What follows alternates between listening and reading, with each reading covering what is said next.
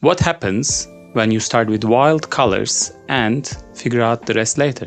You get the part 4 of Abstract Watercolor Escape.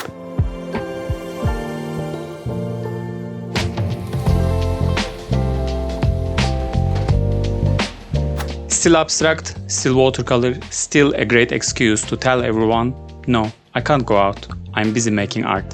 Hi, I'm Fatih, watercolor artist, online teacher and a recovering procrastinator here in Warsaw, Poland. Me and my assistant Jack try to bring you good quality content to keep you creative. At least that's my goal. Jack, not so much. In this class, we are flipping the script. Instead of drawing first, we are diving straight into color, letting the paint lead the way. It's so easy, we are doing 4 at once. Then we'll slow things down with black lines and graphic patterns and inky details that will elevate your painting to another level. We are making a series of 4 square paintings that will look amazing together. Perfect for putting on your wall or sending to someone who needs a little creativity in their life. This is what we are painting today. And this, and this, and this. You will explore playing with loose, intuitive watercolor, layering relaxing line patterns, letting go of perfection. Jack is already working on this. In fact, he's the best at not getting things done perfectly.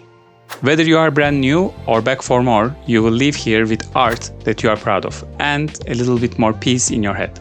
You can draw with me in real time, nothing rushed, nothing fancy, just you, your supplies, and me talking nonsense in the background. And when you're done, share your work in the gallery. Tell us what your experience was like. Did you manage to reduce stress? Forget your responsibilities for a moment?